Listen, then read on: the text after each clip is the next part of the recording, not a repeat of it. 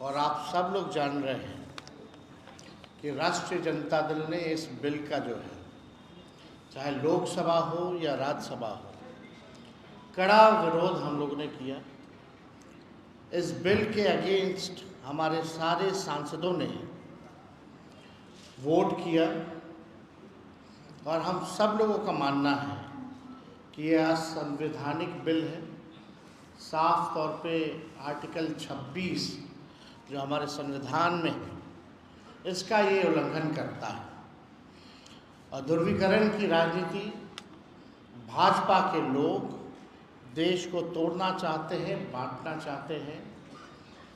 और जो असल मुद्दे जो हैं, बेरोजगारी का, महंगाई का, पलायन का, देश की आर्थिक स्थिति का, इससे जो है गरीबी से मुद्दे से, इस असल मुद्दे से ध्यान भटका करके अपनी राजनीति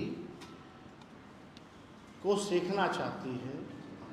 और आरएसएस और भाजपा के लोग संविधान विरोधी इसलिए हैं क्योंकि लगातार संविधान का उल्लंघन किया जा रहा है, क्योंकि ये लोग अपना नागपुरिया कानून को जो है लागू करना चाहते हैं पूरे देश में। हम लोग सामाजिक न्याय, धर्मनिरपेक्षता के मानने वाले लोग हैं। नीति, सिद्धांत, वसूल की राजनीति करते हैं। सत्ता में रहे ना रहे इसकी हमको परवाह नहीं, लेकिन हम लोगों ने आज तक अपने विचारधारा से कभी भी समझौता हम लोगों ने नहीं किया है, ना करेंगे और इस लड़ाई को जारी रखेंगे। माननीय मुख्यमंत्री जी अचेत अवस्था में हैं, उन पे हम कोई टिप्पा टिप्पणी नहीं करना चाहते। उनकी स्थिति को देख के हमको चिंता हो रही है। लेकिन इस बिल में जो भी पार्टियां थी, जो अपने आप को सेकुलर पार्टियां कहती हो या सेकुलर नेता कहते हो, उनका पर्दाफाश जो है हुआ है। और ये दिखाता है कि ये लोग केवल अपने कुर्सी के लिए, अपने स्वार्थ के लिए राजनीति करते हैं, ना कि देश की जनता, एकता या कोई विचारधारा की राजनीति करते हैं। ये इसमें स्पष्ट हो गया।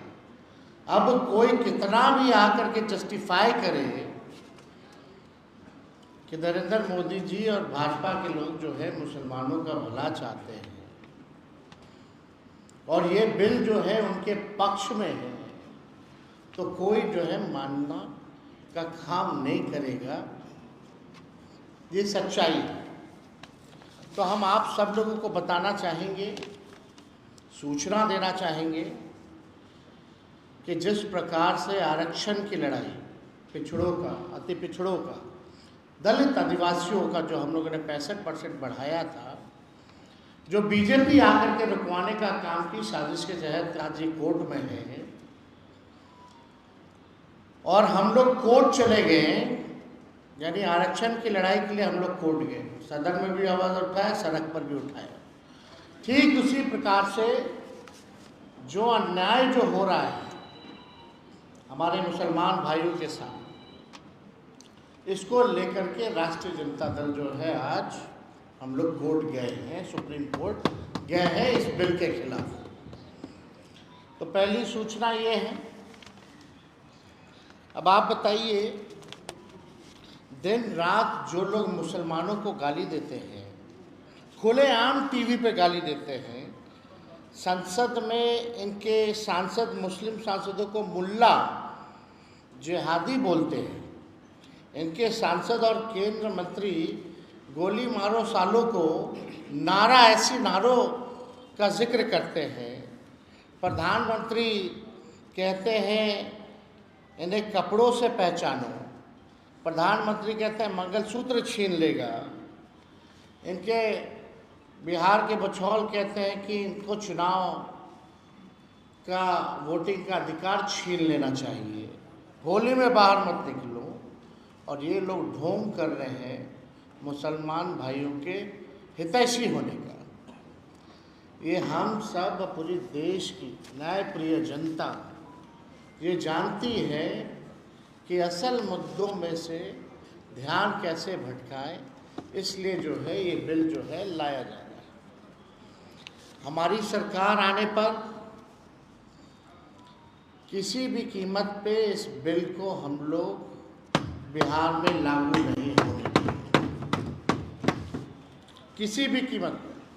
कूड़ेदान में ये बिल को फेंका जाएगा हमारी सरकार जब बनेगी।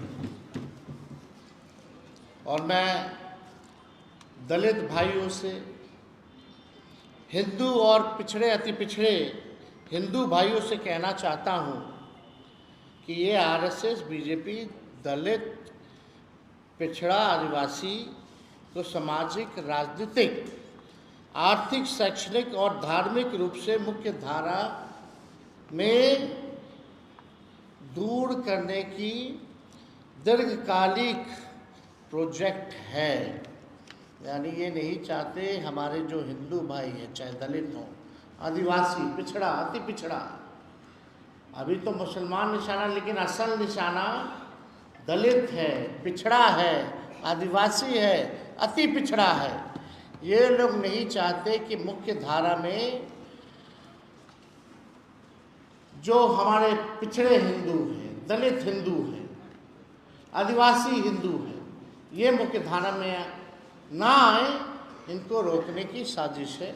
इसलिए आपने देखा होगा 65% आरक्षण भी इन्हीं लोगों का इस एनडीए की सरकार ने, हम लोगों की मांग थी अनुसूची 9 में डालने का, कैबिनेट से हम लोगों ने भेजा था, लेकिन नहीं किया। और मुसलमान के नाम पर, मुसलमान के साथ साथ ये मंडल वाले हिंदुओं का अहित और नुकसान करना चाहते हैं। मुसलमान ही नहीं, इसका निशाना दलित, पिछड़ा, सब लोग हैं। आप लोग लगातार देखिएगा, गरीबी सबसे ज़्यादा, बेरोजगारी सबसे ज़्यादा, पलायन, ये कौन, ये पिछड़ा है, दलित है। इनको आपने नौकरी के लिए क्या किया, मुख्य धारा में लाने के लिए आपने क्या किया? हमने विधानसभा में आंकड़ा दिया था, 0.5% का भी आधा अति पिछड़ा और दलित समाज का ना डॉक्टर है, ना इंजीनियर है। ये बिहार में ये स्थिति है। आप इनके लिए क्या योजना ला रहे हैं? इनको कौन आगे बढ़ाएगा? इनको कौन मुख्य धारा में लाएगा?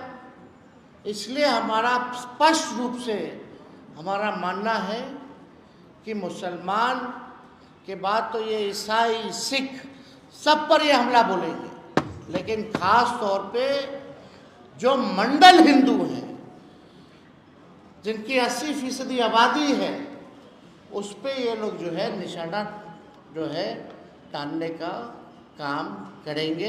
इनका आगे का फ्यूचर का इनका प्रोजेक्ट है। तो ये वक्फ बोर्ड को लेकर के हमारी पार्टी का, हमारे राष्ट्र अध्यक्ष जी का स्पष्ट है कि ये गैर संवैधानिक है। पार्लियामेंट में जिन लोगों ने इसका समर्थन किया है, इस बिल का, आने वाले चुनाव में इन लोगों को झेलना पड़ेगा।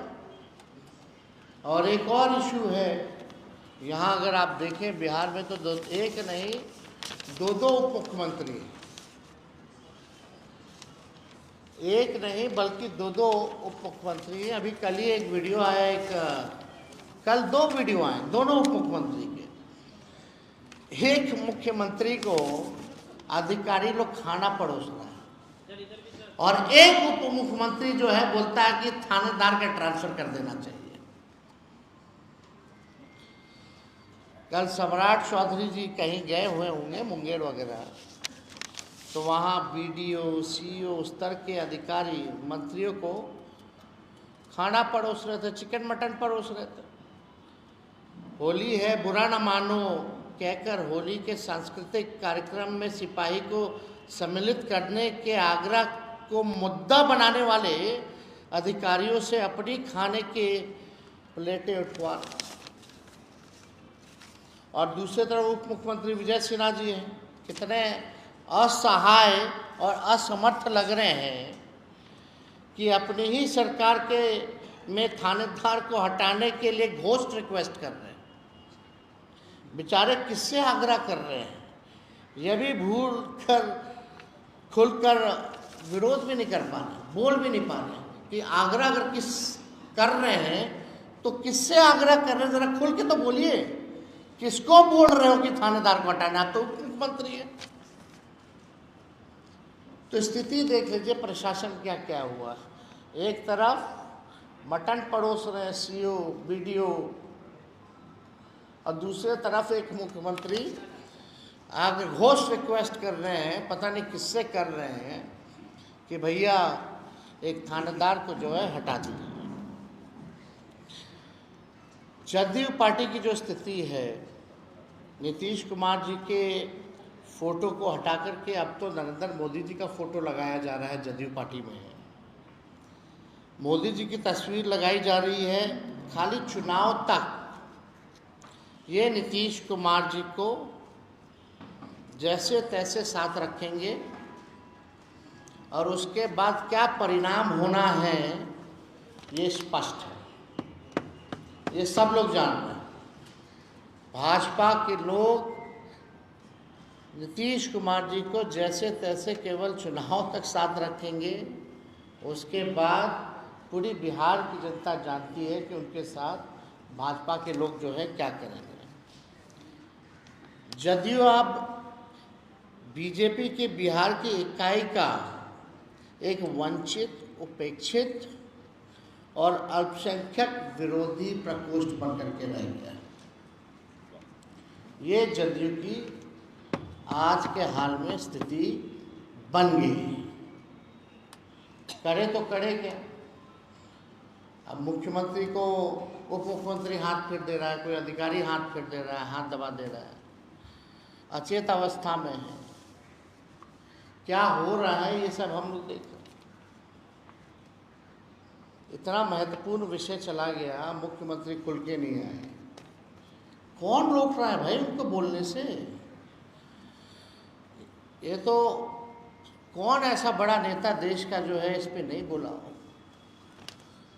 लेकिन हमारे मुख्यमंत्री जी एक शब्द भी अगर वक्फ बोर्ड पे अगर किसी ने सुना हो तो ज़रा बता दें।